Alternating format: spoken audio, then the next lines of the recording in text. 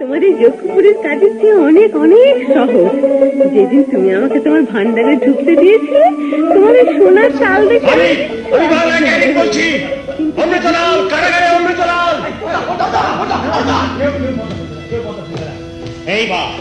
এইবার উন্মুক্ত টিনের তরবারি।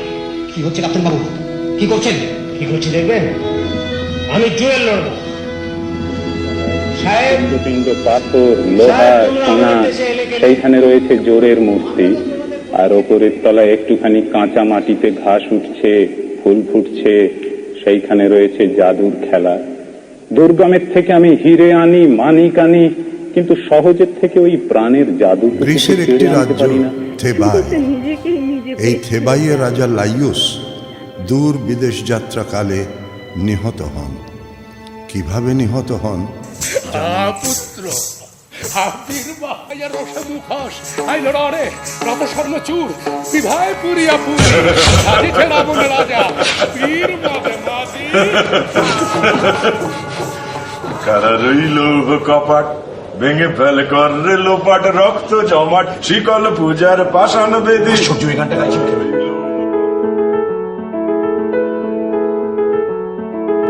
অতীত থেকে আমাদের নাটক তো ডেভেলপ করতে করতে আজকে এই জায়গায় এসেছে। সেটা প্রয়োগগত ডেভেলপমেন্ট হোক, স্ক্রিপ্টগত ডেভেলপমেন্ট হোক, বিভিন্নভাবে।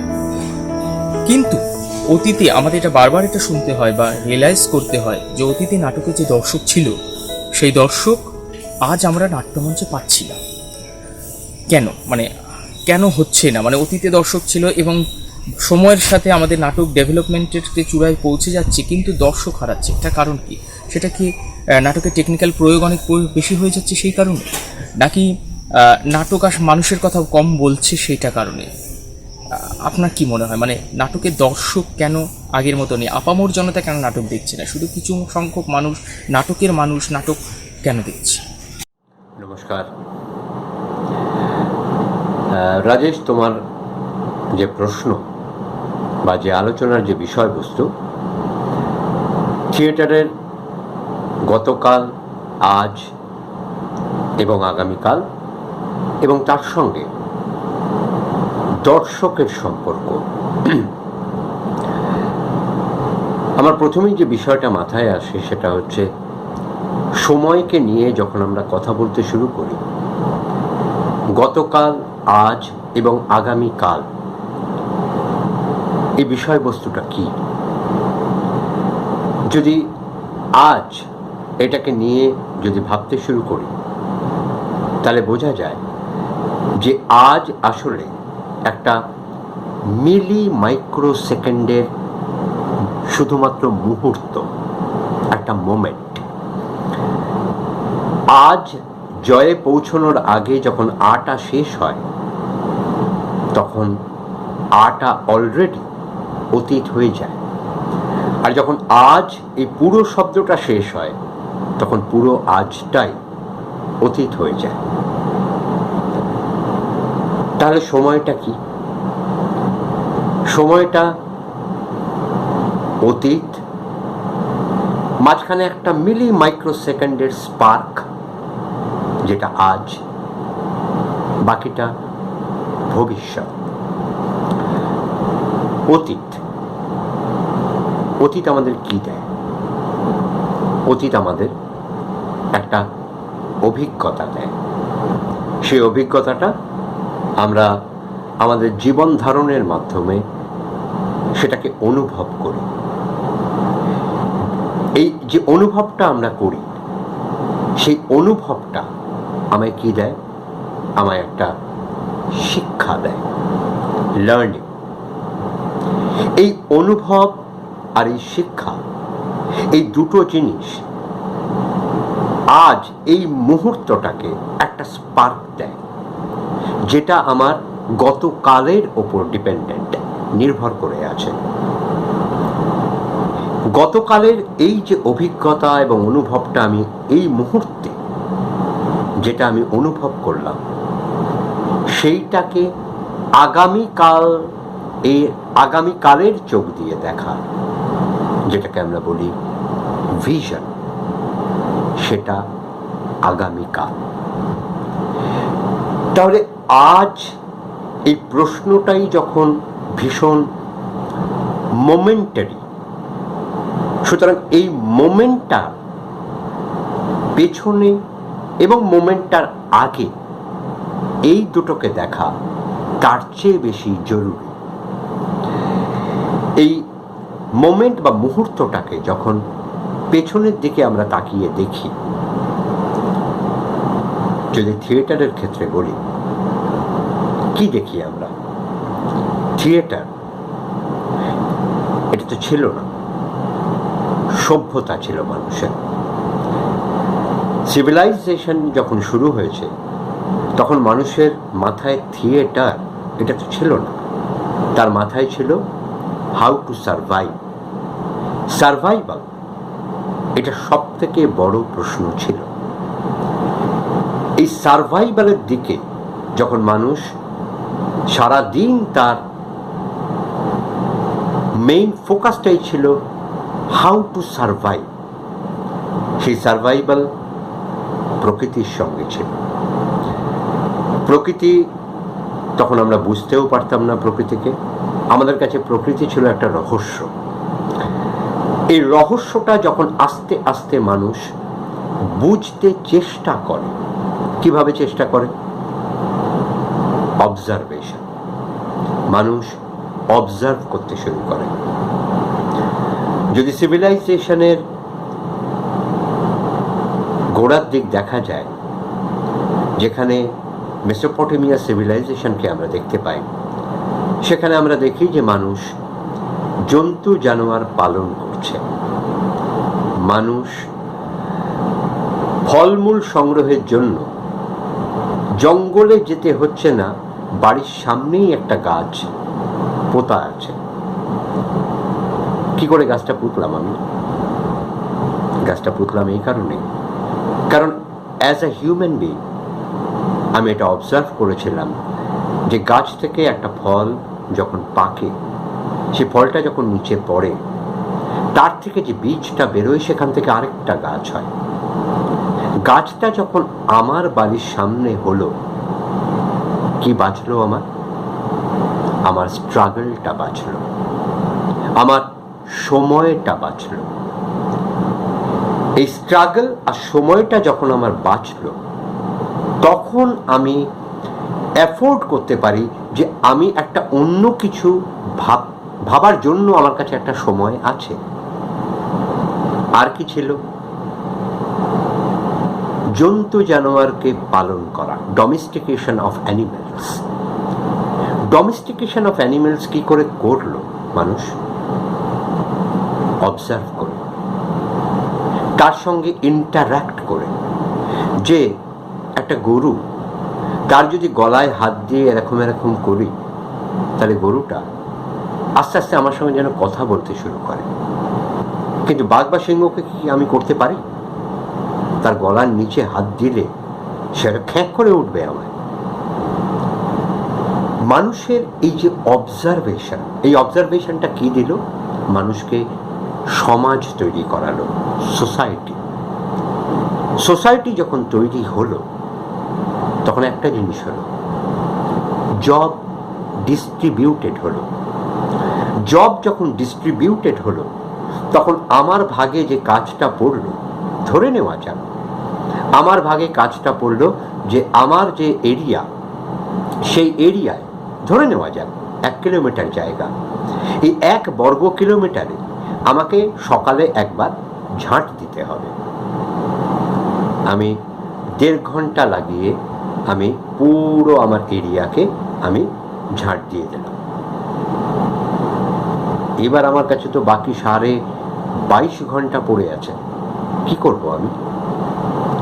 যখন মানুষের কাছে এই লেজার টাইমটা এলো, তখন মানুষ অন্য কিছু ভাবার চেষ্টা করল। মানুষ প্রকৃতিগতভাবে একটা জিনিস করে, সেটা হচ্ছে মানুষ প্রকৃতিগতভাবে নকল করে, ইমিটেট করে। এটা অ্যারিস্টটলও বলে গেছে যে ইমিটেশন এটা আমাদের নেচার। এই ইমিটেশনটা যখন করতে আমরা শুরু করলাম, তখন সে ইমিটেশনের মধ্যে আমরা চাইলাম কি? শুধুই কি ইমিটেট করতে চাইলাম? শুধুই কি নকল করলাম? না, এই নকল করার মধ্যে দিয়ে আমাদের একটা সুপ্ত ইচ্ছে বাইরে বেরিয়ে এলো। সেই ইচ্ছেটা কি? সেই ইচ্ছেটা হচ্ছে আমাদের নিজেদেরকে এক্সপ্রেস করা। এই যে অভিব্যক্তি, এই যে একটা এক্সপ্রেশন, এই যে একটা ভেতরের একটা তাগিদ এলো যে আমি নিজেকে এক্সপ্রেস করতে চাই, তৈরি হলো আর্ট, কলা। এই আর্টই একদিন ডেভেলপ করে একটা সংগঠিত রূপ নিল, যেটা আমরা গ্রিক থিয়েটারে দেখি 534 BC, যেখানে স্টেট থিয়েটার এটাকে রেকগনিশন দিল। যদিও মাথায় রাখতে হবে, থিয়েটারের মূল জায়গাটা কিন্তু একটা রিচুয়াল, যেটা ডিথিলাম্বিক ফর্ম। রিচুয়াল না হলে থিয়েটার হতো না। রিচুয়ালের ওপর থেকে, রিচুয়াল এলো প্রকৃতিকে ভয় পাওয়ার থেকে। প্রকৃতিকে ভয় পেতাম, জানতাম না প্রকৃতি আমাদের কাছে একটা ভয়ের বিষয় ছিল। ঝড় হচ্ছে, গ্রহণ হচ্ছে, বৃষ্টি হচ্ছে, রোদ উঠছে, বন্যা হচ্ছে, প্রকৃতি আমার কাছে অজানা ছিল। সেই অজানা শক্তিটাকে আমরা চেষ্টা করলাম আমাদের রিচুয়ালের মাধ্যমে সেটাকে বশ করার, যাতে সে আমার কথা শোনে, বা কিছু একটা করলে যাতে সে আটকে যায়। ভয় পাওয়ার থেকে রিচুয়াল, এই রিচুয়ালটাই যখন আরেকটা রূপে এলো, যখন যেটাকে আমরা বললাম থিয়েটার। এই থিয়েটারে শুধু রিচুয়াল, শুধু গান গাওয়াটাই ছিল না, বা শুধু ডান্সটাই ছিল না, তার সঙ্গে সঙ্গে ছোট ছোট ছোট ছোট এলিমেন্ট এলো। সে এলিমেন্টের একটা অংশ যেমন ছিল একটা স্পেস, কোথায় এটা হবে, দুই কারা করবে, কতদিন ধরে এটা প্র্যাকটিস হবে, এটা প্র্যাকটিস করতে গেলে কি কি জিনিসের দরকার হবে, যারা এটা করবে তাদেরকে আমরা কিভাবে সিলেক্ট করব, তাদের এলিজিবিলিটি কি হবে। গ্রিক থিয়েটার এটাই আমাদের দেয়। তার মানে একটা সংগঠিত রূপ, যে জন্য আমরা গ্রিক থিয়েটারকে বলি ইনস্টিটিউশন। এই যে সংগঠিত রূপ দিয়ে আমরা একটা কিছু এক্সপ্রেস করতে চাইছিলাম থ্রু থিয়েটার, কাদের জন্য? For the audience. দেখবে কে? দর্শক। তার মানে আমার এই যে অভিব্যক্তি প্রকাশের এই যে একটা রেজাল্টেন্ট, এই যে একটা ফল, সেটা কার জন্য? সেটা অডিয়েন্সের জন্য। অডিয়েন্স, এখানে আমরা হিন্দিতে একটা কথা বলি, সেটা হচ্ছে জনতা জনার্দন। অডিয়েন্সটা কি? অডিয়েন্সটা সমাজেরই এক বর্গের মানুষ, a class of people. Greek theatre যদি আমরা দেখি, তাহলে যেখানে অডিয়েন্স হতো 14 থেকে 17,000 লোক, তারা বছরের ওই একটা সময়, যে সময় ডায়নিসিয়াস ফেস্টিভ্যাল হতো, তারা তখন সেখানে দেখতে আসত। প্রথম প্রশ্ন, কেন দেখতে আসত? দেখতে আসার কারণটা কি? কারণ একটাই, সেটা হচ্ছে entertainment. Theatre primarily is an entertainment. এই এন্টারটেইনমেন্টটা তখন আর অন্য কিছুতে পাওয়া যাচ্ছিল না, যেটা থিয়েটার এইভাবে এন্টারটেইনমেন্টটাকে সামনে নিয়ে এলো। এবং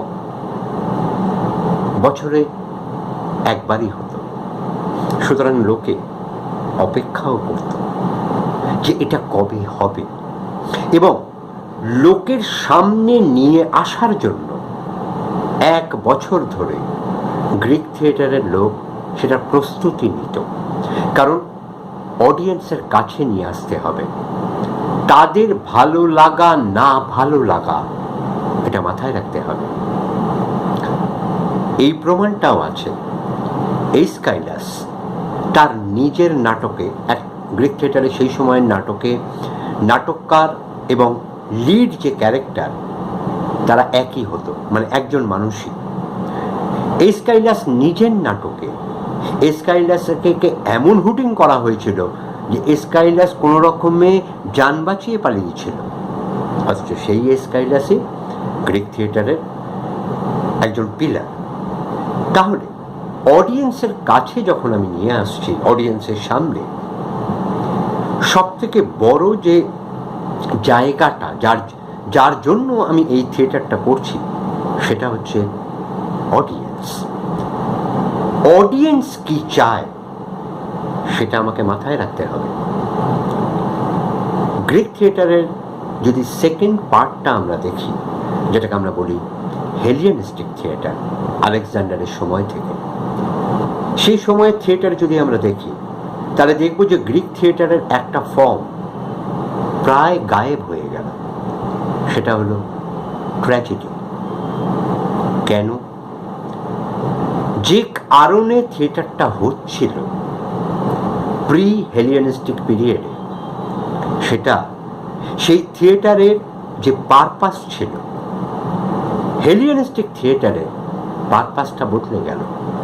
তখন আর ডায়নিসিয়াস ফেস্টিভ্যালেই শুধু থিয়েটার হয় না, আলেকজান্ডার কোনো একটা জায়গা থেকে কোনো দেশকে জয় করে যখন ফেরত এলো তখনও পারফরমেন্স হলো, পারফরমেন্সের পারপাসটা বদলে গেল। পারফরমেন্সের পারপাস যখন বদলালো তখন অডিয়েন্সও বদলালো। অডিয়েন্স যেটা আগে দেখে আসছিল আর এখন যেটা দেখলো সেটা আলাদা। তার এন্টারটেইনমেন্টের টেস্ট বদলে গেল, তার যে স্বাদ নিয়ে সে দেখছিল বা যে স্বাদটা সে পেতে চাইছিল সেই স্বাদটা বদলে গেল তখন গ্রিক থিয়েটারে ট্র্যাজেডিটাও সরে গেল।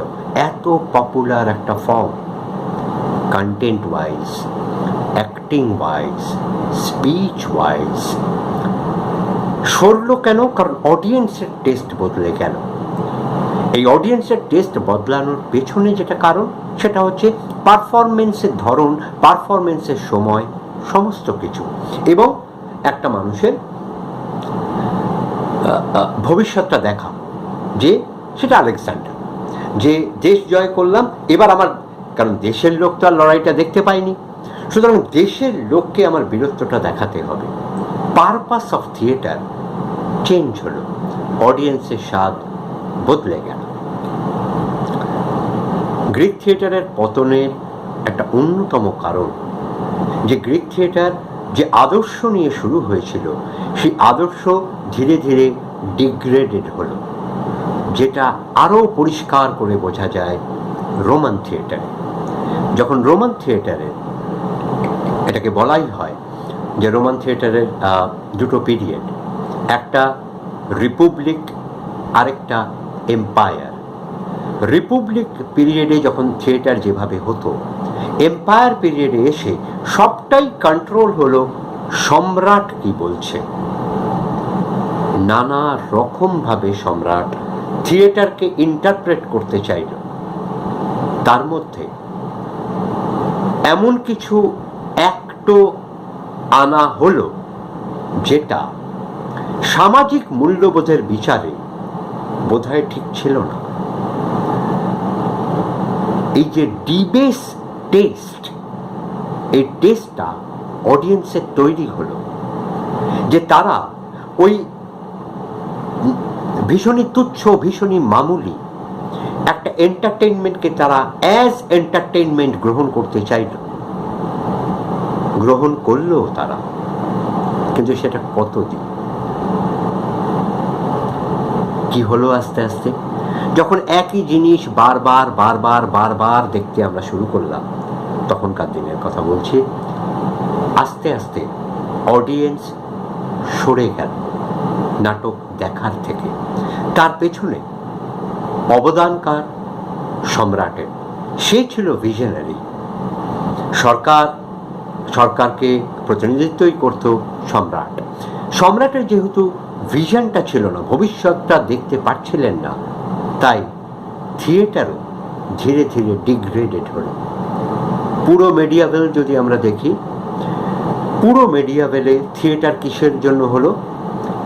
ধর্ম প্রচারের জন্য। যেখানে থিয়েটারের কন্টেন্ট একটাই বিষয়, যীশু খ্রিস্টের জীবন। তারপরে রেনেসাঁস।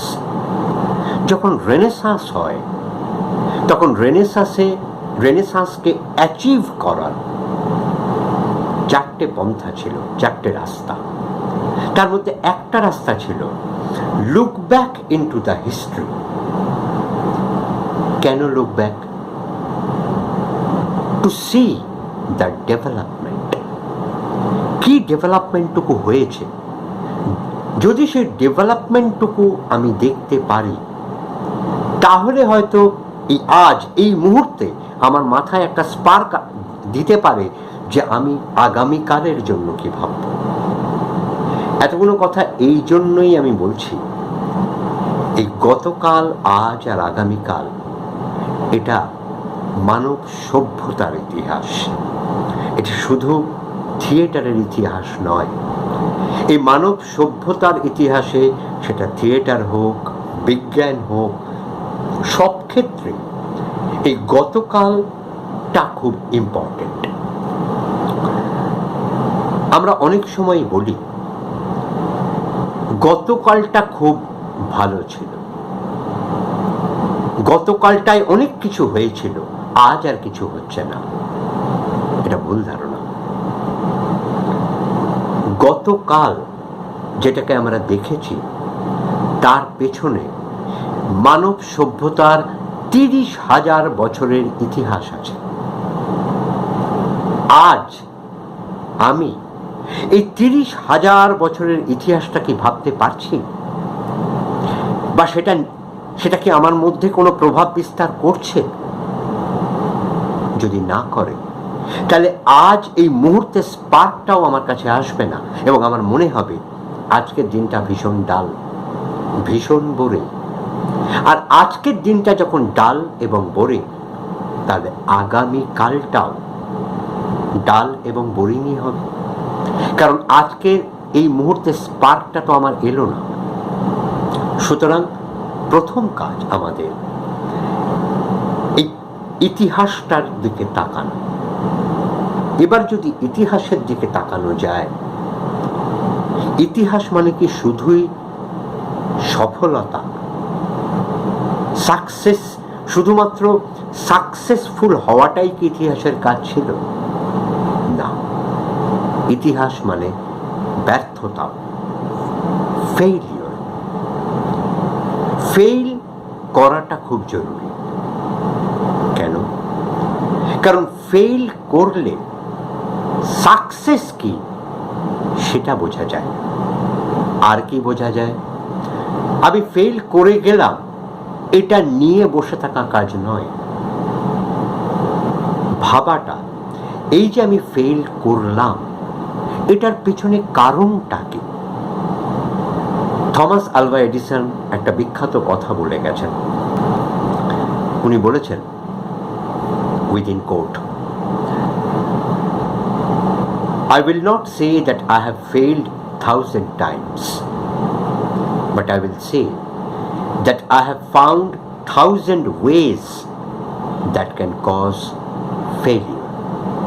Unquote. ব্যর্থতা এবং সফলতা দুটোই মানব সভ্যতার ইতিহাসে অঙ্গাঙ্গিকভাবে জড়িয়ে আছে। অডিয়েন্সের কথা যখন তুমি বলছো, বেশি না, আজ থেকে 20-25 বছর আগে যখন টেলিভিশন মিডিয়াম ধীরে ধীরে পপুলার হচ্ছে, তখন একটা মেজর ক্রাইসিস এসেছিল থিয়েটারে, যে আচ্ছা লোকে কি থিয়েটার দেখতে আসবে? কারণ এই যে টেলিভিশন যে মিডিয়াম, আমি ঘরে বসে চা খেতে খেতে, বিস্কুট খেতে খেতে আমি দেখতে পাচ্ছি এটা, আমাকে কোথাও যেতে হচ্ছে না, আমি আমার মতো করে সময়কে অ্যাডজাস্ট করে আমি এক ঘন্টার একটা নাটক দেখার জন্য আমার যে পুরো ওই দেখার যে প্রস্তুতিটা এবং বাড়ি থেকে বেরোনো শুরু করে বাড়িতে আসা আমার 3-3.5 ঘন্টার ব্যাপার, সেখানে আমি 1 ঘন্টা একটা বসে দেখছি এবং আমি চা বিস্কুট খেতে খেতে বিনা কোনো শারীরিক পরিশ্রম করে, কোনো রকম স্ট্রাগল, বাসে ঝুলে ট্রাফিক ভেঙে আমাকে যেতে হচ্ছে না। এই প্রশ্নটা তখনও ছিল। তাহলে 25 বছর পরও থিয়েটারটা কি করে সার্ভাইভ করলো বা কিভাবে করছে? একটাই কারণ, এই যে এটা একটা লাইভ মিডিয়াম, একটা জীবন্ত মিডিয়াম।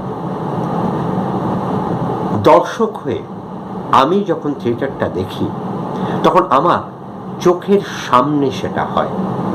এই চোখের সামনে দেখার যে বাস্তব অভিজ্ঞতাটা, এইটাই লাইভ আর্টের সব থেকে বড় প্লাস পয়েন্ট।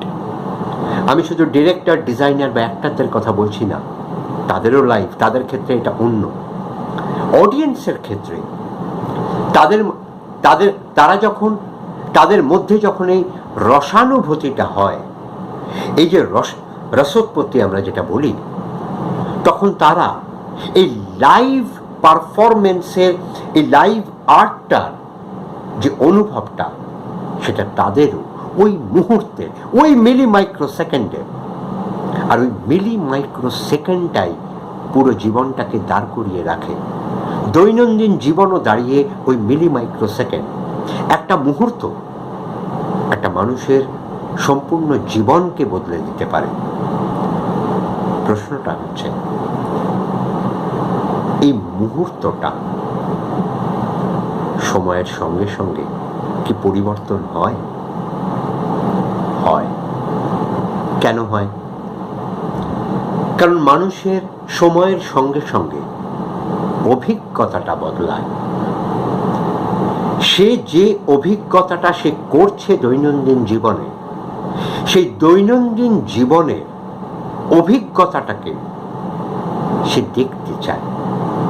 আর্ট এটাই করে, মানুষের যে দৈনন্দিন জীবনের অভিজ্ঞতা, তার প্রতিফলন হয় আর্টে।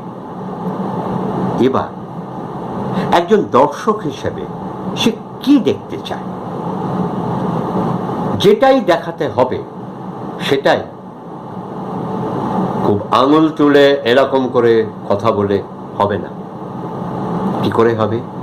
তাকে এন্টারটেইন করে, এই যে করা, এই মিডিয়ামটাই হচ্ছে এন্টারটেইনমেন্ট মিডিয়াম। এবার মানুষ কি দেখতে চায়?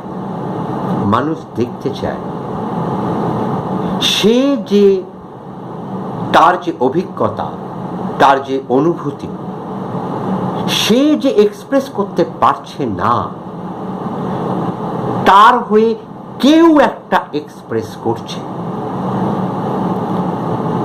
সে যখন দেখতে পায় যে আরেকজন সেটাকে এক্সপ্রেস করছে এবং আরেকজন এক্সপ্রেস করে তার জীবনটাকে গড়ছে, দর্শক হিসেবে আমি যে চরিত্র এই অভিজ্ঞতাটাকে নিয়ে এক্সপ্রেস করে, অনুভব করে, তার যে পুরো জার্নিটা হলো, সেই জার্নির সঙ্গে একজন দর্শক সে তার জার্নিটাকে জুড়ে দেয় এবং সে চেষ্টা করে যে তার যে জীবনের যে অপূর্তিগুলো, সেগুলো অন্য কেউ পূরণ করে দিচ্ছে।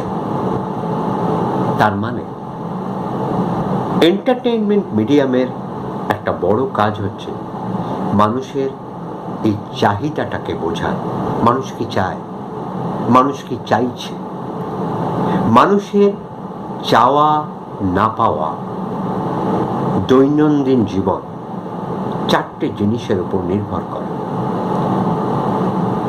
সোশিও ইকোনমিক্যাল, পলিটিক্যাল এবং রিলিজিয়াস অ্যাটমসফিয়ার। আমরা যখন এই এন্টারটেইনমেন্ট মিডিয়ামটায় এসছি, তখন আমাদের কাজ আজকের দর্শক কি চায়, আজকের দর্শক কি চায় সেটা যদি আমরা বুঝতে পারি, তাহলে আমরা কালকে দর্শকদের কি দেখাবো সেটা আমরা ঠিক করতে পারবো।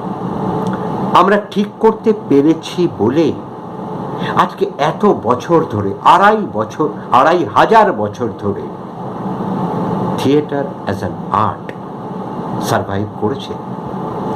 প্রশ্নটা হচ্ছে, সবাই কি সারভাইভ করেছে? না। যারা সারভাইভ করেছে তারা মানুষের এই যে চাহিদাটা, মানুষের ইচ্ছেটা তারা বুঝতে পেরেছে। ধরে নেওয়া যাক, আমরা দেখি যে একটা মানুষ, সে 1 ঘন্টা ধরে সে সাপ্রেসড, সামাজিক, অর্থনৈতিক, রাজনৈতিক, ধর্মীয় সব কারণে একটা মানুষকে সাপ্রেস করে রাখা হয়েছে। শেষ 5 মিনিটে গিয়ে দেখি সে মানুষটা হঠাৎ কিরম রুখে দাঁড়িয়েছে, এবং ওই যে সে রুখে দাঁড়িয়েছে, ওখানে কাহিনীটা শেষ হয়ে যায়। সেটা লিটারেচার হতে পারে, সেটা থিয়েটার হতে পারে, সেটা ফিল্ম হতে পারে। একজন দর্শক হিসেবে আমি কি পাই? আমি যেটা করতে পারিনি সেটা আরেকজন করল। তার সন্তুষ্টির মধ্যে দিয়ে আমি সন্তুষ্ট হলাম। আমার যে অপূর্তি, যে বাসনাটা আমি পূরণ করতে পারিনি, সেটা আরেকজন করল। আমার প্রেমিকার হাত ধরে আমার ইচ্ছে করে যে রাস্তায় রিকশার হুডটা খুলে দিয়ে 2টো হাত তুলে আমি গান গাইতে গাইতে যাই। 2টো লাইন গাওয়ার পরে রিকশা থেকে নেমে আমি বাইকে উঠি, আর বাইকটা চালাতে চালাতে আমার প্রেমিকার সঙ্গে আমি গান গাই। 2টো লাইন গাওয়ার পরে একটা গাড়ি নিয়ে আমি সমুদ্রের ধারে চলে যেতে চাই। এটা তো আমার কল্পনা। এই কল্পনাটাকে যখন আমরা বাস্তবায়িত হতে দেখি, তখন আমরা সেই আর্ট ফর্মটার সঙ্গে আমরা একাত্ম বোধ করি। Literature, theatre, film, painting, music, dance, এটা করে কি? এটা আমার এই যে অপূর্তি একটা বাসনা, সেইটার একটা ওয়ে অফ এক্সপ্রেশন। থিয়েটারে গতকাল যে দর্শক ছিল, যদি মনে হয় যে আজ সেই দর্শকটা নেই, তাহলে এটা আমাদেরই সেলফ অ্যানালাইজ করার সময়। তাহলে কি এমন হচ্ছে যে দর্শক কি চাইছে সেটা আমরা বুঝতে পারছি না? দর্শকের কি ভাবনা, সেই ভাবনাটাকে আমরা ধরতে পারছি না? সবসময় এটা হয়েছে। এমন নয় যে আমরা সবাই ধরতে পেরেছি, এমন নয় যে সব থিয়েটারই লোকে দেখতে এসছে। আমি আজকের থিয়েটারে একটা উদাহরণ দিই। গুরুগ্রামে একটা থিয়েটার হয়, তার নাম হচ্ছে কিংডম অফ ড্রিমস, যেটা একটা ভিজুয়াল এক্সট্রাভ্যাগেন্সা। এবং সেখানে গত 8 বছর ধরে লোকে 8,000 টাকা দিয়েও ওই পারফরমেন্সটা দেখতে আসছে। কি দেখতে আসে? দেখতে আসে তার মনের যে অপূর্তি বাসনা, সেটা পূর্ণ করার একটা জায়গা। তার মানে কি থিয়েটারটা শুধু এক্সট্রাভ্যাগেন্সাই? না, থিয়েটারটা আমার মনে অন্য কথা কেউ প্রকাশ করবে। আমার মনে একটা প্রতিবাদের ঝড় উঠেছে, কিন্তু আমি আমার সোশিও পলিটিক্যাল, ইকোনমিক্যাল, রিলিজিয়াস সিচুয়েশনে দাঁড়িয়ে আমি সেটা করতে পারছি না। আমার হয়ে আরেকটা কেউ করে দিল কোনো একটা নাটকে, কোনো একটা ফিল্মে, আমায় সেটা কি করে? আমায় সেটা ইন্সপায়ার করে, এবং মনের অজ্ঞাতেই সেই যে ইন্সপিরেশনটা আমি পাই সেটা আমাকে দিয়ে একটা বিপ্লব করায়। ইনকলাব জিন্দাবাদ এই বিপ্লব নয়, এই বিপ্লব মনে কনসেন্স, চেতনার বিপ্লব হয়। এটা এই মিডিয়ামটার কাজ। অডিয়েন্স গতকালের থিয়েটারে ছিল আর আজকের থিয়েটারে নেই, এটা তা নয়। আজকের দিনে আমরা যখন থিয়েটার করছি, আমাদের এটা ভাবতে হবে যে থিয়েটার কোন কোন মিডিয়ামের সঙ্গে থিয়েটারের সংঘাত, বা থিয়েটারকে সেই মিডিয়ামগুলোকে সামনে রেখে চলতে হচ্ছে। আজকে ধরো নাটক দেখতে দেখতে যদি আমার মনে হয় যে একটা সেকেন্ডের জন্য আমি বোর হচ্ছি, হট করে পকেট থেকে মোবাইলটা বের করে হোয়াটসঅ্যাপ বা ফেসবুকের আপডেট আমরা দেখতে শুরু করি।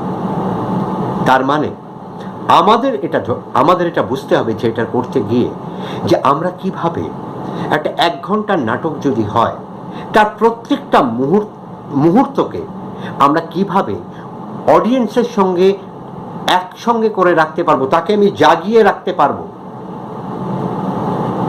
অডিয়েন্স যখন নাটক দেখতে আসে, সে সারা দিনের কাজকর্মের পরে নাটক দেখতে আসে, সে অলরেডি অনেক কিছু বার্ডেন নিয়ে আসে।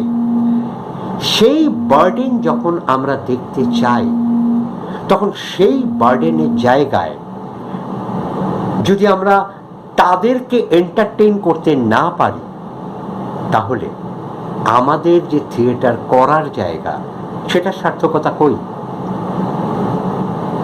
অ্যাওয়্যার হওয়ার জায়গা আমাদের। আমরা যদি অ্যাওয়্যার হই, আমাদের যদি পারপাসটা আমরা ধরতে পারি, তাহলে দর্শক গতকাল যা ছিল আজও তাই হবে, বরং বাড়বে। অডিয়েন্স কি চায়, এটা আমাদের মূল লক্ষ্য, কারণ আমরা যে থিয়েটারটা করছি সেটা অডিয়েন্সের জন্য। ইতিহাস থেকে বর্তমানের দিকে যদি চোখ ফেরাই, তাহলে কি মনে হয় থিয়েটার কি কখনো পেশাদারিত্বের যোগ্যতা অর্জন করবে? অর্থাৎ একটি মানুষ থিয়েটারকে কি পেশা হিসেবে নিতে পারবে? আর যদি পেশা হিসেবে না নিতে পারে, থিয়েটার যদি পেশাদারিত্বের জায়গায় না যায়, তাহলে তার দায়টা কার? আপনার কি মনে হয়? রাজেশ, তোমার পরের প্রশ্ন, থিয়েটার এবং প্রফেশনালিজম একটা পার্ট, পরের পার্টটা স্পন্সরশিপ বা আর্থিক সহযোগিতা। প্রথম পার্টটা নিয়ে যদি কথা বলি, প্রফেশন, প্রফেশনাল, প্রফেশনালিজম। প্রফেশন, প্রথম যে এটা আমার পেশা, পেশার থেকে পেশাদারিত্ব। পেশাদারিত্বটা এটা কিন্তু শুধুমাত্র অর্থের সঙ্গে তার যোগাযোগ নেই। পেশাদারিত্ব একটা অ্যাটিটিউড টুয়ার্ডস মাই প্রফেশন।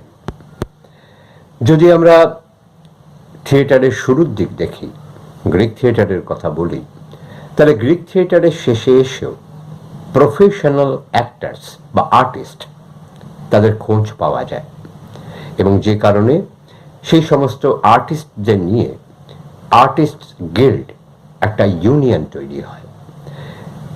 যদি কোনো শিল্পী এই আর্টিস্ট গিল্ডের সদস্য হতেন, তাহলে তার অনেক কিছু অ্যাডভান্টেজ ছিল।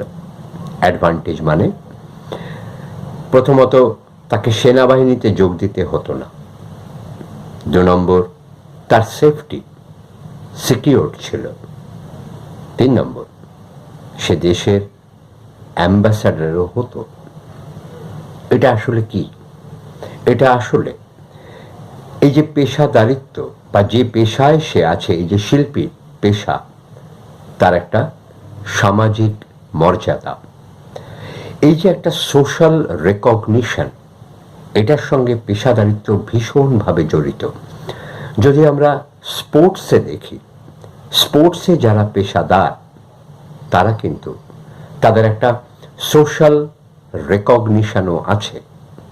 সুতরাং প্রথমেই পেশাদারিত্বর সঙ্গে যদি অর্থের যোগাযোগটা আমরা প্রথমে না ভাবি, যদি আমরা এটা ভাবি যে এটা আমার পেশা এবং এই পেশাটার প্রতি আমার যে দায়বদ্ধতা, সেই দায়বদ্ধতাটাই একসময় পেশাদারিত্বের রূপ নেয়। থিয়েটারের ক্ষেত্রে আমাদের দুটো টার্ম খুব ব্যবহার হয়, অ্যামেচার এবং প্রফেশনাল। অ্যামেচার মানেই কিন্তু অ্যামেচার নয় যে যে মানুষটা হয়তো 24 ঘন্টা হয়তো সে থিয়েটার করছে না, কিন্তু তার থিয়েটারের প্রতি যে দায়বদ্ধতা সেটা কোনো প্রফেশনালের থেকে কম নয়। আমরা জানি যে অনেকেই আমরা থিয়েটার করি যারা সারাদিনে হয়তো অন্য কিছু কাজ করি, সন্ধ্যাবেলায় এসে হয়তো আমরা থিয়েটারটা করি। যে সময়টায় আমরা থিয়েটারটা করছি সেই সময় আমার থিয়েটারের প্রতি দায়বদ্ধতা কতটা।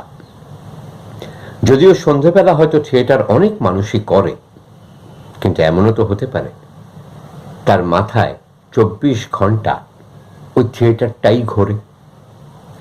এবারের প্রশ্নটা হচ্ছে যে তার যদি 24 ঘন্টাই আমার মাথায় এটা ঘোরে এবং যদি আমাকে ইকোনমিক্যাল কারণে বা সোশ্যাল কারণেও যদি আমাকে সারাদিনে হয়তো 8 ঘন্টা আমায় অন্য কিছু কাজ করতে হয়, তাহলে এই 8 ঘন্টাটাও যদি আমি আমার থিয়েটারে দিতে পারি, প্রশ্নটা হচ্ছে যে যখনই আমি এই 24 ঘন্টার থিয়েটার করার কথা ভাবব, তখনই আমার যে দায়বদ্ধতা থাকবে থিয়েটারের প্রতি সেটা অনেক বেশি।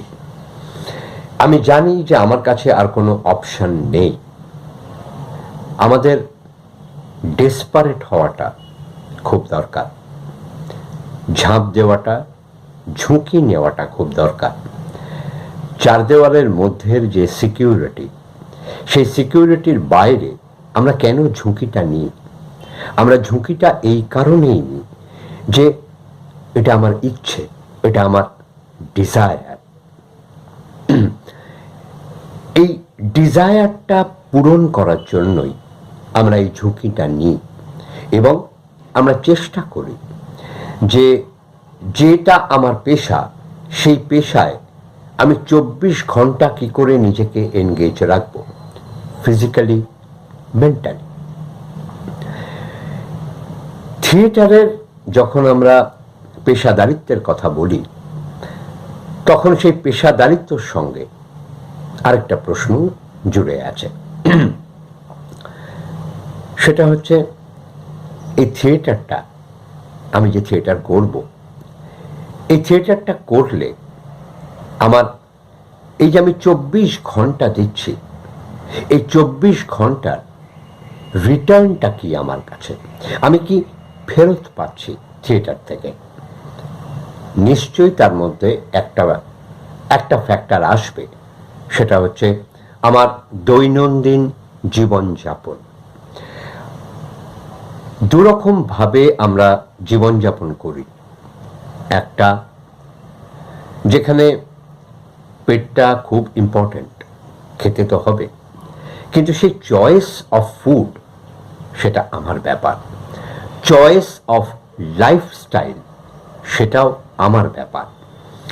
আমি আমার লাইফস্টাইলকে কিভাবে আমি চুজ করব সেটা একান্তই ব্যক্তিগতভাবে আমার ব্যাপার, এবং সেটার সঙ্গে অর্থও জড়িত।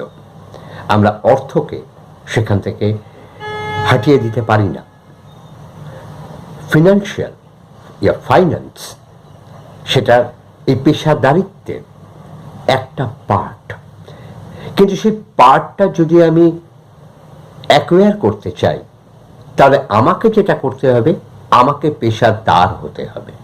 পেশাদার মানে dedication towards my work, towards my job.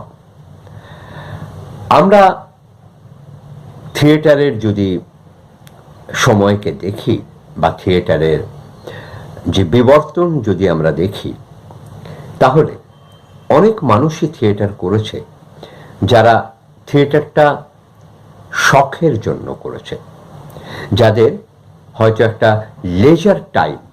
আমি বলছি যারা থিয়েটারটা অ্যাক্টিভলি করেছে, আমি এখানে দর্শকের কথা বলছি না, আমি আর্টিস্টদের কথা বলছি। তারা থিয়েটারটা হয়তো লেজার টাইমে করেছে, যে তার কাছে এই সময়টা এখন খালি আছে, সে সেই জন্য থিয়েটারটা করছে। আবার একদল মানুষ থিয়েটার করেছে থিয়েটারটা 24 ঘন্টা করার জন্য। এই 24 ঘন্টা থিয়েটারটা করার জন্য যেটা দরকার হয়, সেটা হয় একটা কমিটমেন্টে। সেই কমিটমেন্টটা একান্তই ব্যক্তিগত কমিটমেন্ট। কেউ তো আমাদের বলেনি যে তুমি থিয়েটার করো। অলমোস্ট 90%, 95% আমরা থিয়েটারটা করতে আসি আমাদের প্যাশন থেকে। থিয়েটারটা আমাদের ভালো লাগায়, সেই জন্য আমরা থিয়েটারটা করতে চাই। এই যে ভালো লাগা, এই ভালো লাগাটা একটা সময় আমার জীবনে, শুরুতে থিয়েটার শুধু ভালো লাগতো। কেন ভালো লাগতো সেটার কারণটাও হয়তো আমি জানতাম না। যেমন আমার আজও যেমন আমার একটা শোয়ের থেকে আমার কাছে অনেক বেশি ইন্টারেস্টিং রিহার্সাল, যেখানে প্রসেসটা, যেখানে তৈরি হয় একটা মাটির তাল, সেই মাটির তালটাকে যে শেপ দেওয়া হয়, ধীরে ধীরে ধীরে ধীরে একটা আঙুল এখানে চাপছি না, মাটির তালে যে ইমপ্রেশনটা এলো সেটা ভালো লাগছে না আমার, এদিকে যখন চাপ দিলাম এদিকটা ঠেলে বেরোলো না, এটা ভালো লাগছে না, আমি আরেকটা দিলাম। এই যে রিহার্সালের যে প্রসেস, সেটা আমার কাছে আজও অনেক বেশি interesting rather than the performance. এবার এই পেশাদারিত্বর জায়গায় যদি আসি, তাহলে আমি যখন আমার এই কমিটমেন্টটা নিয়ে আসি, সেই কমিটমেন্টটা যেটা তৈরি করে সেটা হচ্ছে আমার ডিভোশন, আমার ডেডিকেশন এবং ডিসিপ্লিন। আমাদের আর্মি ডিসিপ্লিনের দরকার হয় না, আমাদের লেফট রাইট এটা করার প্রয়োজন হয় না। আমাদের যেটা প্রয়োজন হয় সেটা হচ্ছে সেলফ ডিসিপ্লিন। সেলফ ডিসিপ্লিন দুটো জায়গাতেই, শারীরিক এবং মানসিক। যদি আমি থিয়েটারটাকে এইভাবে ভাবতে পারি, তাহলে পেশাদার হওয়াটা আজকের দিনে 2020-তে দাঁড়িয়ে খুব একটা কঠিন নয়। বারবার বলছি, চয়েস অফ লাইফস্টাইল আমার। আমি কি চাই? আমি কি রোজ বিরিয়ানি খেতে চাই, নাকি আমার ডাল ভাত সেদ্ধ হলেও চলে যায়? এই চয়েসটা আমার। এটাও আমি মানি যে আমি যদি 24 ঘন্টার থিয়েটার করি বা থিয়েটারের জন্য ভাবি, এই 24 ঘন্টা থিয়েটার করার পেছনে আমাকে এটাও আমার দাবি যে যাতে আমি আমার দৈনন্দিন জীবন যাপনটা করতে পারি। আমার কাছে সবসময় একটা জিনিস মনে হয়, সেটা হচ্ছে ইচ্ছে থাকলে উপায় হয়। আমি কতটা আমাকে তৈরি করছি এই পেশাটার জন্য, সেটা জানা খুব জরুরি। আমরা উদাহরণ দিই, একজন ইঞ্জিনিয়ার, একজন ডাক্তার, একজন MBA করা মানুষ 5 বছর বয়স থেকে আমাদের অন অ্যান অ্যাভারেজ এডুকেশন শুরু হয়, এবং ইঞ্জিনিয়ার, ডাক্তার বা একজন ম্যানেজমেন্ট করা, সেটা করতে তার অন অ্যান অ্যাভারেজ 20 বছর লাগে। তারপরে গিয়ে সেটা তার প্রফেশন হয়। এবার প্রশ্নটা আমি নিজেকে করব, আমি কি থিয়েটারে 20 বছর দিয়েছি? আমি কি থিয়েটারে কোনো ট্রেনিং এর মধ্যে দিয়ে গেছি? এডুকেশন সিস্টেম একটা ট্রেনিং, থিয়েটারের ট্রেনিং, সেটা কি আমার কাছে আছে? আমি কি এতটা সময় এর পেছনে দিয়েছি যে আমি দাবি করব যে হ্যাঁ, এই থিয়েটারটাও আমাকে কিছু দেবে? একটা জিনিস আমাদের মাথায় রাখতে হবে, জীবন ম্যাগি নয়, 2 মিনিটে জীবন গড়া যায় না। আমি জানি পোস্ট করোনা সেশন যেটা আসবে, যেটা আসছে, হয়তো আমাদের অন্যভাবে থিয়েটার করার কথা আমাদের ভাবাবে। কিন্তু আমার এটাও মনে হয় একটা জিনিস আরো শক্ত হবে, সেটা হচ্ছে থিয়েটার অ্যাজ প্রফেশন। এটা যদি ভাবতে হয় তাহলে যে ডেডিকেশন, যে ডিভোশন, যে ডিসিপ্লিনের দরকার, সেটা হয়তো আরো শক্ত করে আমাদের ভাবতে হবে এবং শক্ত হবেও। তোমার সেকেন্ড পার্ট, স্পন্সরশিপ বা সরকারি পৃষ্ঠপোষকতা বা আর্থিক সহযোগিতা, এটা আমি পরের ভিডিওতে উত্তর দিচ্ছি। থিয়েটার এবং থিয়েটারের পৃষ্ঠপোষকতা,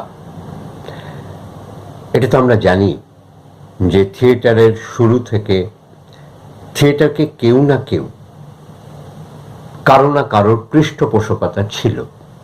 সেটা মূলত সরকারের ছিল, স্টেট, অথবা সম্রাট, অথবা রাজা। অর্থাৎ কলা, আর্টের পেছনে একটা পৃষ্ঠপোষকতার দরকার ছিল। কারণ এই আর্টটাকে ডেভেলপ করতে গেলে যে সময়টা একটা মানুষ দিচ্ছে, সে প্রথমেই কিন্তু রিটার্নটা ভাবে না। আমরা যখন দর্শকের কাছে কিছু একটা জিনিস নিয়ে আসি, তখন সেটা একটা প্রোডাক্ট, সেটা একটা ফাইনাল প্রোডাক্ট। এবার এই ফাইনাল প্রোডাক্টটার যে ম্যানুফ্যাকচারিং প্রসেস, এই ম্যানুফ্যাকচারিং প্রসেসটা হবে কি করে?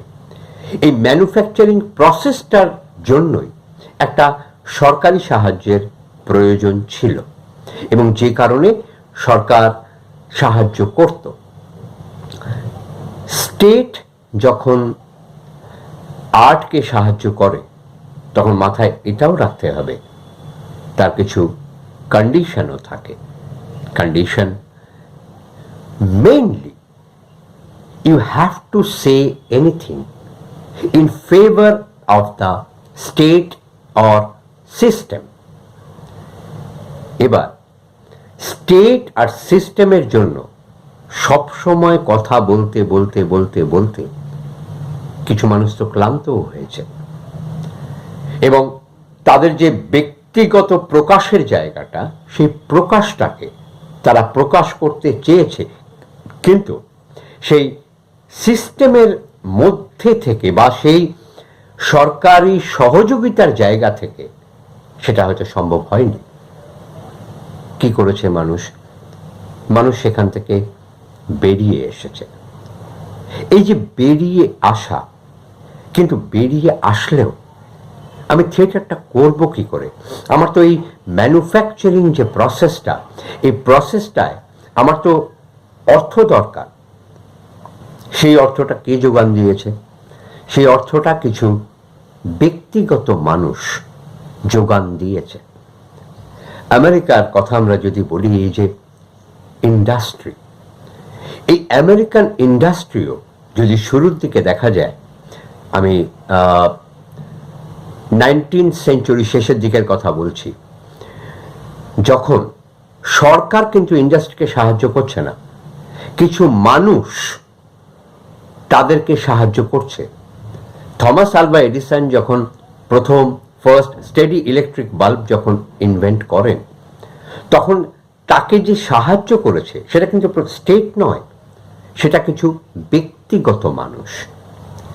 এবার ব্যক্তিগত মানুষের যে কন্ট্রিবিউশন, সেখানে আর্ট বা কলা সে ধীরে ধীরে বাড়ছে, এটাও ঠিক।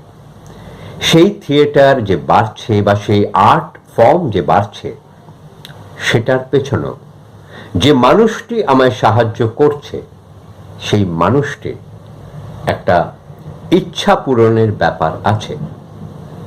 তার মানে এখানেও এক ধরনের সেন্সরশিপ থাকতে পারে, ছিল। এবার আমি থিয়েটারটা করব আমার মতো করে, যেটা আমি চাই সেটা বলতে চাই আমি। এই বলাটা শুধু আমি নয়, আমার মতো অনেকে আছেন যারা এটা বলতে চান। এবার এই এতগুলো ম্যানুফ্যাকচারিং প্রসেসকে কিভাবে তৈরি করা হবে, সেই জন্যই আজকের আধুনিক সমাজেও সরকারের এটা একটা দায়বদ্ধতা, aid towards the art field, theatre তার একটা অংশ। এবার একই সঙ্গে সরকারের যে দায়বদ্ধতা, তার সঙ্গে সঙ্গে সরকারের কিছু বাধ্যবাধকতাও আছে। We are also bounded by a frame. আমরা যখন থিয়েটার করি, তখন সেই 1874 সালের যে নিয়মটা তৈরি হয়েছিল, সেই নিয়মটা মেনে কিন্তু থিয়েটার করতে হয়। সব শহরে যে এটা এত অ্যাপ্লিকেবল তা হয়তো নয়, কিন্তু দিল্লি শহরে এটা অ্যাপ্লিকেবল, এবং যার জন্য ডেপুটি কমিশনার অফ পুলিশের কাছ থেকে প্রত্যেকটা পারফরমেন্সের জন্য পারফরমেন্স লাইসেন্স নিতে হয়। এটা কি? এটা এক ধরনের সেন্সরশিপ, এক ধরনের একটা কোড, একটা স্ট্রাকচার। এটা যেমন এক ধরনের লাইসেন্স, তেমনি রেজিস্ট্রেশন আমরা যখন করি একটা গ্রুপের, সেটা কি? সেটাও এক ধরনের লাইসেন্স। যদি এলিজাবেথিয়ান পিরিয়ডে আমরা যাই, তখন to control the theatre, Elizabeth একটা রুল জারি করেছিলেন, you have to have a licence, এবং ব্যারন এই ডেজিগনেশনের নিচে কেউ থিয়েটার গ্রুপ রাখতে পারবে না। তাহলে সরকার যখনই ইনভলভ হচ্ছে, স্টেট যখনই ইনভলভ হচ্ছে, তখন তার সঙ্গে সঙ্গে একটা সেন্সরশিপেরও ব্যাপার আসছে। এই সেন্সরশিপটা থেকে যদি আমি বেরোতে চাই, তাহলে আমি কিভাবে বেরোতে পারি? বেরোনোর একটাই রাস্তা, সেটা হচ্ছে স্বয়ং সম্পূর্ণ হওয়া। স্বয়ং সম্পূর্ণ হতে গেলে যেটা দরকার হয়, সেটা হচ্ছে এই স্বয়ং সম্পূর্ণতার জন্য নিজেকে ধীরে ধীরে তৈরি করা। এটা একদিনের কাজ নয়। আমরা সবাই সিলভার স্পুন নিয়ে আমরা জন্মগ্রহণ করিনি। যে সিলভার স্পুন নিয়ে জন্মগ্রহণ করেছে, সে হয়তো অ্যাফোর্ড করতে পারে প্রথম দিন থেকে, তা সে যে থিয়েটার করার কথা ভাবছে, সেটার জন্য তার পেছনে যথেষ্ট আর্থিক সহযোগিতা সে পাচ্ছে। এবার আমি, সবাই তো আমরা সেটা নই, সুতরাং সেখানে আমাকে যখন থিয়েটারটা করতে হবে, প্রথম কথা, এই থিয়েটারটাকে নিয়ে যখন আমি ভাবছি যে আমি যেটা করতে চাই সেটা প্রকাশ করার জন্য, হয়তো এমন হতে পারে যে স্টেটের কাছে যদি আমি সাহায্য চাই, হয়তো স্টেট আমার যা কন্টেন্ট তাতে হয়তো আমায় সাহায্য করবে না। আমি বারবার একটা কথা বলছি, থিয়েটার করার পেছনে একটা জিনিস মাথায় রাখতে হবে, সেটা হচ্ছে এন্টারটেইনমেন্ট। এই এন্টারটেইনমেন্টটা আমায় পৌঁছতে হবে, এবং যেখান থেকে আমি আশা করব যে আমার এই পারফরমেন্সটা, আমার এই শোটা আমাকে এই রিটার্নটাও দেবে। এই রিটার্নটা এই যে দেবে, এটাও এক সময় কম্প্রোমাইজ হতে পারে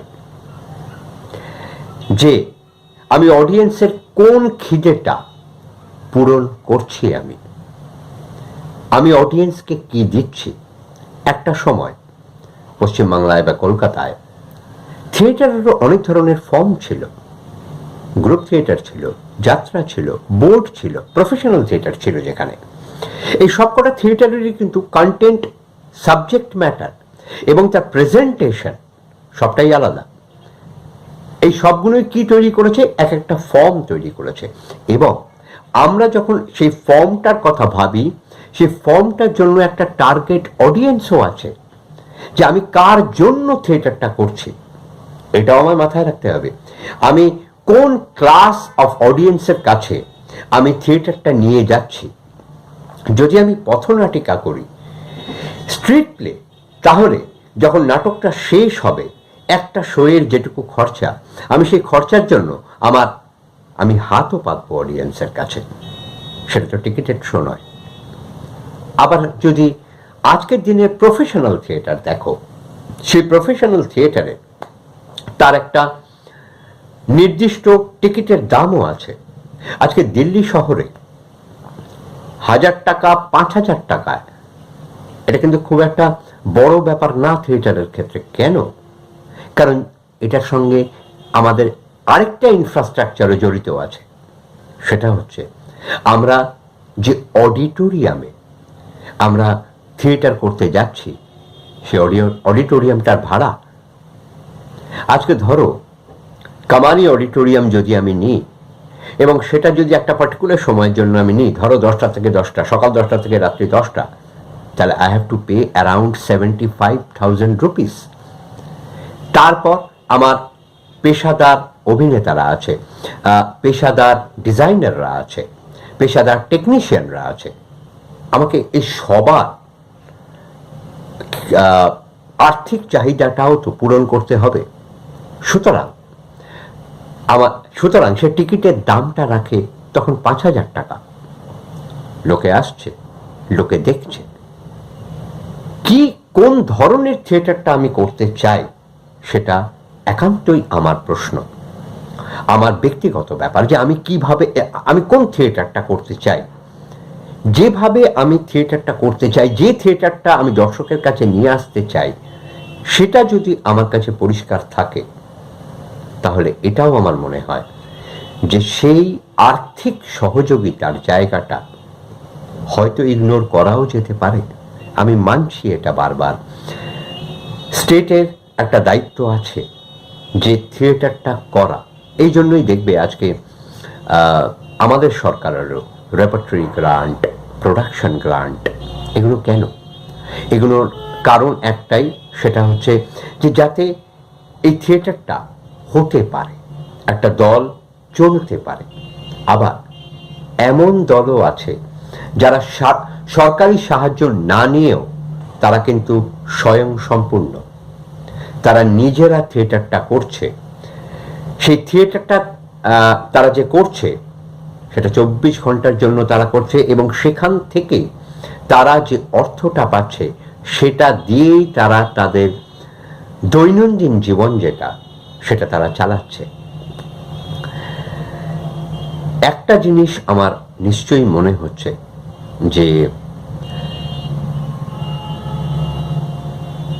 আমাদের জীবনযাত্রায় যেমন বিফোর করোনা, আফটার করোনা, এই যে দুটো ভাগ, এটা থিয়েটারের ক্ষেত্রেও আসবে। শুধু থিয়েটার বলবো না, পুরো আর্ট ফর্মের ক্ষেত্রেই আসতে বাধ্য।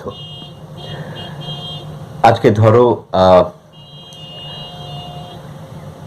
জার্মান গভর্নমেন্ট তাদের ডিউরিং করোনা যে প্যাকেজ, সেই প্যাকেজে আর্টিস্টরাও কিন্তু ইনক্লুডেড। আমাদের দেশে আমরা এখনো ইনক্লুড হইনি।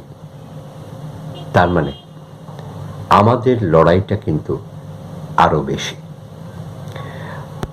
যদি আমি একটাই কথায় বিশ্বাস করি যে ইচ্ছেটা থাকা খুব জরুরি, এবং সেই ইচ্ছেটার অ্যাকশন করা, সেই ইচ্ছেটাকে নিয়ে, সেটাও জরুরি। তবেই গিয়ে এই যে মিডিয়ামটা যেটা আমরা এক্সপ্রেস করতে চাই, তবেই সেটা সফল হবে। এবং এই যে অ্যাকশন, এই অ্যাকশনটা খুব জরুরি। এই অ্যাকশনটা যদি আমার যে ভাবনাটা, সেই ভাবনাটাকে যখন আমি ধীরে ধীরে বাস্তবায়িত করার চেষ্টা করব, এটা আমার শুধু কল্পনা নয়। একজন শিল্পী, আমাদের প্রত্যেকের একটা কল্পনার জগৎ আছে, যে কল্পনার জগৎটায় আমরা থাকতে ভালোবাসি এবং যেটা নিয়ে আমাদের জীবন। কিন্তু সেই কল্পনাটাকে বাস্তবায়িত তো করতে হবে। একটা জিনিস যেটা আমার বারবার মনে হয়,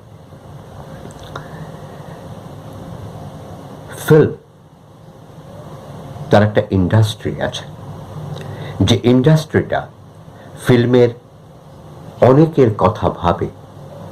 আজকে ডিউরিং দ্য করোনা, ফিল্মের যারা টেকনিশিয়ান, তাদের জন্য তাদের একটা ইউনিয়ন আছে, তারা চেষ্টা করছে তাদের সাহায্য করার। থিয়েটারে কি হচ্ছে?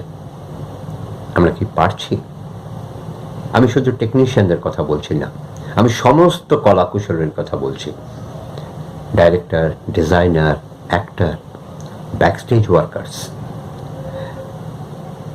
আমার মনে হয় যেটা, it's a high time that we need to think theatre as an industry.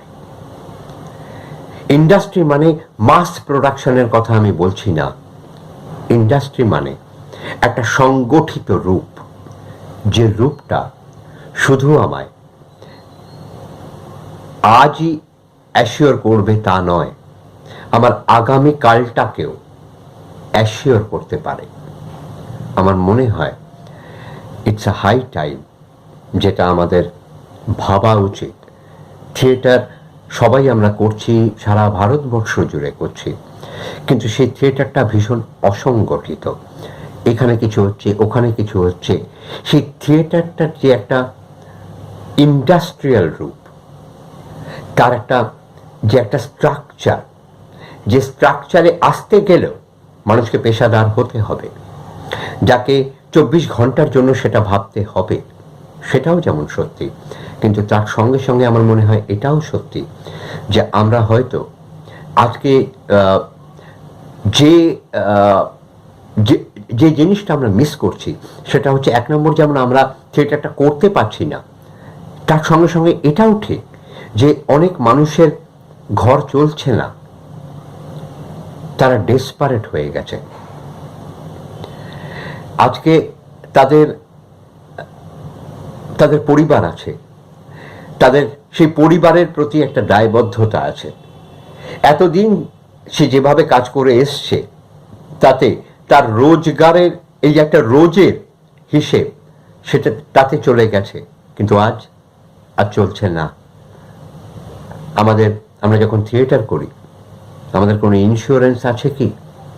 Institution যেখানে আছে, সেখানে ইন্স্যুরেন্স আছে। আমার মনে হয় থিয়েটারটা যদি ইন্ডাস্ট্রির রূপ নেয়, তাহলে ভবিষ্যতের যে থিয়েটারটা আমরা করতে যাব পোস্ট করোনা, তাতে এই আর্থিক সহযোগিতার যে দায়বদ্ধতা, দুদিকেই দায়বদ্ধতা, মানে আমি সেন্সরশিপের কথাও বলছি, আমি রিটার্নের কথাও বলছি, এই সবগুলো জায়গা হয়তো অনেকটা পরিষ্কার হবে আমাদের কাছে। আমি জীবনে সবসময় আশাবাদী।